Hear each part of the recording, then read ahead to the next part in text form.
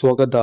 இவங்க யாருன்னு பார்த்தீங்கன்னா, பிக் பாஸ் போட்டியாளர் மாயா கிருஷ்ணனோட அக்கா தான். ஸோ இவங்க வந்து கொஞ்ச நாளைக்கு முன்னாடி ஒரு இன்டர்வியூல வந்து ஒரு பேட்டி ஒண்ணு குடுத்துருப்பாங்க. அந்த பேட்டியில என்ன சொல்லியிருப்பாங்கன்னா, ஒரு 5 வருஷத்துக்கு முன்னாடி நான் சென்னையில ஒர்க் பண்ணிக்கிருந்தேன்.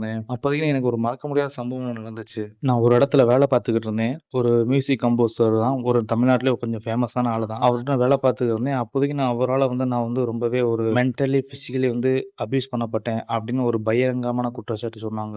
நான் மட்டும் இல்ல, பல பெண்கள் வந்து அவரால வந்து பாதிக்கப்பட்டிருக்காங்க. இந்த மாரி தகவல வந்து அந்த நேர்காணல்ல சொல்லியிருக்காங்க. இத பார்த்த இணையவாசிகள் என்ன சொல்றாங்கன்னா, அவங்க யாரு? அவங்க பேர் என்ன? உடனே சொல்லுங்க. நாங்க பார்த்துக்குறோம். அப்படி இல்லன்னா நீங்க சட்டப்படி ஆக்ஷன் எடுக்க வேண்டியது தானே. ஏன் இவ்வளோ நாள் வெயிட் பண்ணீங்க? கிட்டத்தட்ட ஒரு 5 வருஷத்துக்கு மேல இவ்வளோ ஏன் தாமதம்? அந்த மாரி கேட்க ஆரம்பிச்சுட்டாங்க. ஒரு 5 வருஷத்துக்கு முன்னாடி எனக்கு என்ன பண்ணணும்னு தெரியல. நான் முதல்ல அந்த இடத்த விட்டு வெளிய ஏறணும் மட்டும் தான் மைண்ட்ல இருந்துச்சு. உடனே அந்த இடத்த விட்டு போயிட்டு நான் வேற ஊருக்கு போயிட்டேன். இத ஏன் நான் 5 வருஷத்துக்கு அப்புறம் சொல்றேன்னா, எனக்கு இந்த நேர்காணல்ல தான் சொல்ல டைம்க்கு வாய்ப்பு கிடைச்சிருக்கு. எனக்கு உள்ள உறுத்திக்கிட்டே இருந்த ஒரு விஷயம் அப்படின்னு சொல்றாங்க. இந்த விஷயம் நிறைய பேருக்கு பரவி யார் அந்த மியூசிக் டைரக்டர் ஓப்பனா சொல்லுங்க அப்படிங்கிற மாரி ரொம்பவே ஆர்வமாயிட்டாங்க. இந்த மாரி சமயத்துல வந்து இவங்க வந்து ஒரு போஸ்ட் வேற போட்டிருக்காங்க இன்ஸ்டால. அது என்ன சொல்லியிருக்காங்க பார்த்தீங்கன்னா, ஏற்கனவே வந்து நான் பாலியல் ரீதியா துன்புறுத்தப்பட்டிருக்கேன் அப்படின்னு சொன்னாங்க பார்த்தீங்களா? ஸோ அதுக்கு வந்து இப்போ வந்து நான் ரெடியா இருக்கேன். சட்ட ரீதியா வந்து நடவடிக்கை எடுக்க நான் தயாராக இருக்கேன் அப்படிங்கிறத மாரி அவங்களுடைய போஸ்ட் வந்து இருந்துச்சு. பல வருஷமா வந்து எனக்குள்ள இருந்த வேதனைய சமாளிக்க நான் ட்ரை பண்ணிக்கிட்டு இருந்தேன். அந்த காயங்கள்ல இருந்து மெல்ல மெல்ல வெளிய வர நான் முயற்சி பண்ணிக்கிட்டு இருந்தேன். அந்த தேவியோட அருளால எனக்குள்ள ஒரு புது தைரியம் வந்திருக்கு.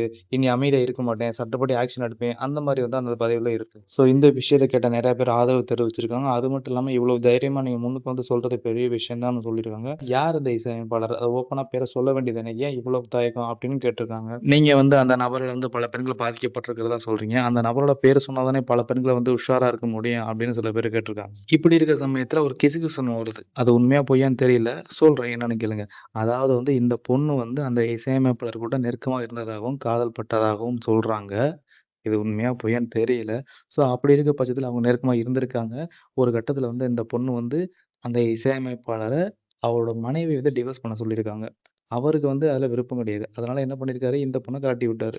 ஸோ இதனாலேயே வந்து வந்து இந்த மாரி, அந்த மாரி, அந்த மாரி, இந்த மாரி, அந்த மாரி ஆயிருக்கிறதா நெறைய பேர் சொல்றாங்க.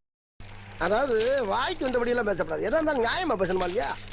இதுல உண்மை பொய்யான்னு தெரியல. காலம் போக போக தான் உண்மைகள் சில வெளிய வரும். சரி பார்ப்போம். எல்லாமே அதுக்கு எடுத்த உடனே டக்கு டக்குன்னு முடிவெடுக்க முடியாது இல்லையா? இன்னொரு ஆங்கிள்ல சில பேர் என்ன கேட்கறாங்கன்னா, ஒருவேளை இருக்குமோ?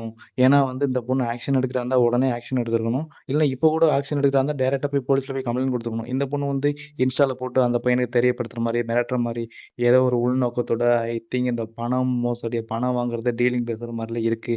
அந்த மாரி சில பேர் சொல்றாங்க. இது எது உண்மைன்னு போக போக தான் தெரியும். ஏன்னா வந்து இது ஒரு பாலியல் அபியூஸ் விஷயமான விஷயம். இது நம்ம டக்குன்னு எதுவும் பொய்யான தகவல் வந்து பரப்பிற முடியாது. பொறுத்திருந்து பார்ப்போம் என்ன நடக்குதுன்னு.